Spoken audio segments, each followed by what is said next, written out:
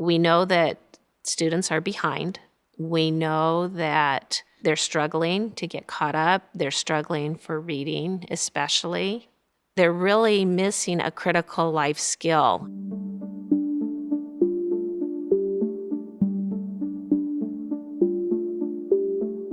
If our students don't know how to read, if our students are not able to comprehend what they're reading, we are not doing our due diligence as educators.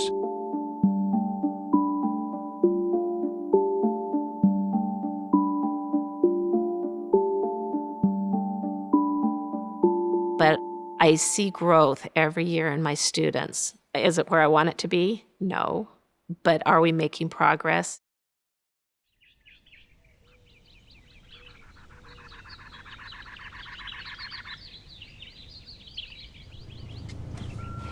Good morning.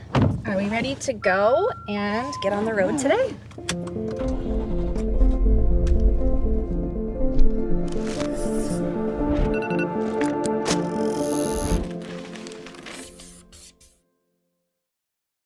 Lauren, can you tell us where we're going? Oh my goodness, thank you so much. Yes, I can. I'm Lauren Keeling, a former elementary teacher and principal. This week, I want to see what a full overhaul of reading instruction looks like in practice. We are so excited today to be on the road and headed to two elementary schools in the Pendergast Elementary School District, which is in the Phoenix area in Arizona. Interview with Ms. Urban. Good morning, Ms. Urban. Good morning. No, salt and pepperish. How's my, You look great.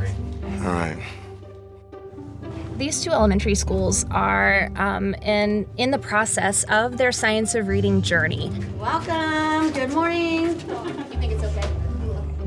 We're going to spend some time with children, with learners, with teachers who are teaching, just creating magic in the classroom. I'm so excited.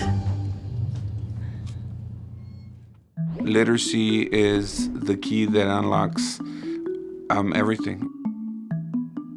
Everything you're going to do in the world requires some level of reading, whether that's professionally in your job or personally as just a hobby. I love to read. I want to inspire my students to find joy in reading. It's such a critical piece, and that's why we really emphasize it, obviously, at Via de Paz, but really in schools across the country.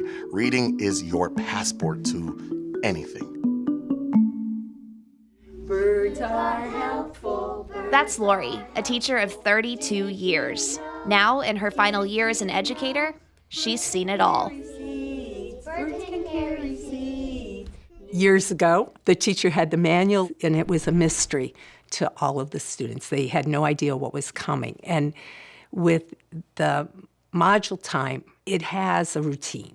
They know what's going to happen. They know they're going to have a learning target. They know they're going to have some work time. They know they're going to have a closing. And it just feels comfortable. How important is building that knowledge for them in a project like this? It's immense. It's immense. Tell me the letters you spelled. B-I-R-D-S. When my children were in first grade and learning how to read, they read very simplified books.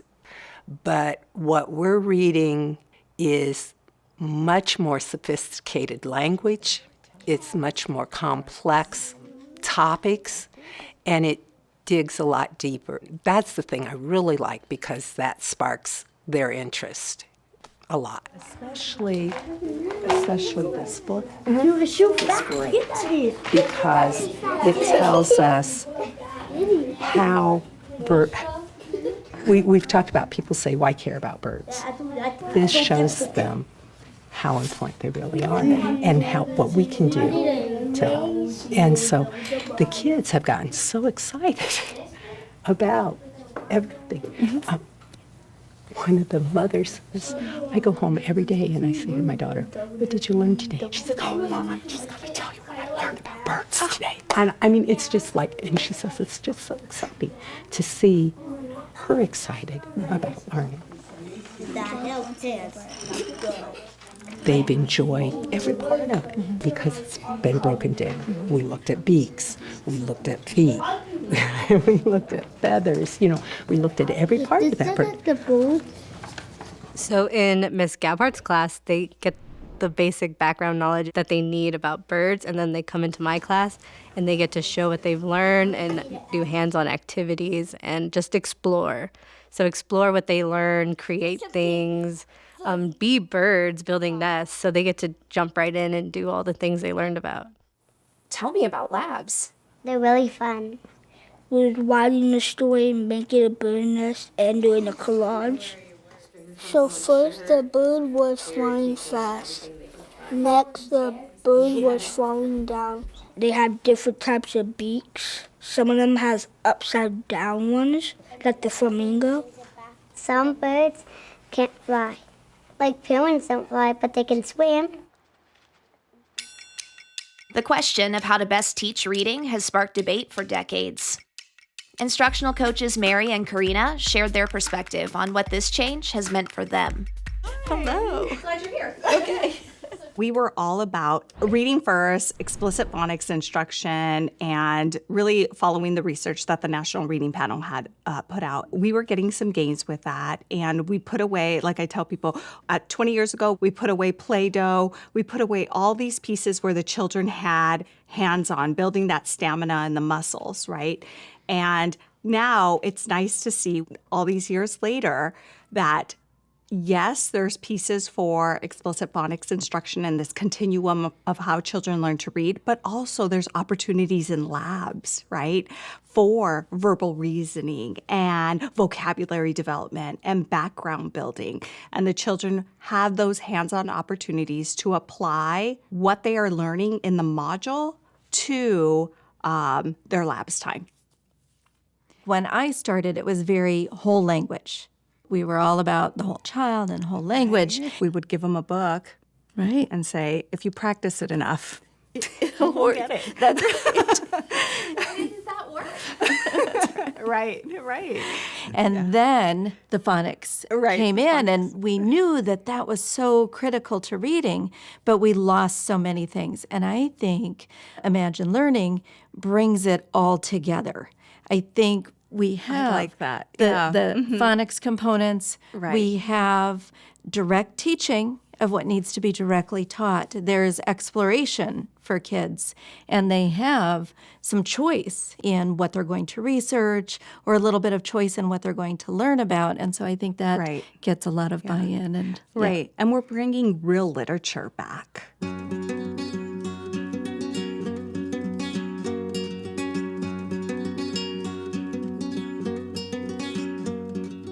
I love the fact that students are actually reading and spending time in text, not just basils, not just snippets of a story, but actual novels and books. Violet had stayed in hotels twice before, and she'd gone to Scranton with her. The students have the ability to really dive deep within that text, and reading the text multiple times really helps solidify that learning and that comprehension for students. I would still say it shows a little bit of inequality is injustice, and when she turns to go to the dining room and I'm really interested in the book that they're reading. Why this book for fourth grade students? Well, right now we're learning about how you can make a difference in the world, and we're coming off of learning about the Civil War and those kind of rights, so this just kind of goes along with everything that we've been learning. And so it's a fantastic book of a fourth grader that's taking part in this, so that they have a connection to the main character in the book, instead of a lot of the books have older people that they don't have a connection with. Drawings in the elevator had singing. The red, and taste off for draws. And the man who said... It sounds like you're really getting to lean into the opportunity to build knowledge with the children. So how does what they did last module or last chapter connect with what they're doing now in this module or lesson? A lot of it really aligns together. Social studies covers a lot of world issues, and so continuing that path of world issues really just kind of aligns, especially a complex text like the Hope Chest. It's not an easy book for a lot of them to read, and they're picking up a lot of new vocabulary in there. Well, how does social studies fit into ELA? It's still reading. Anything that you can do that's reading, cross-curricular content is going to be even more powerful. You did an awesome job.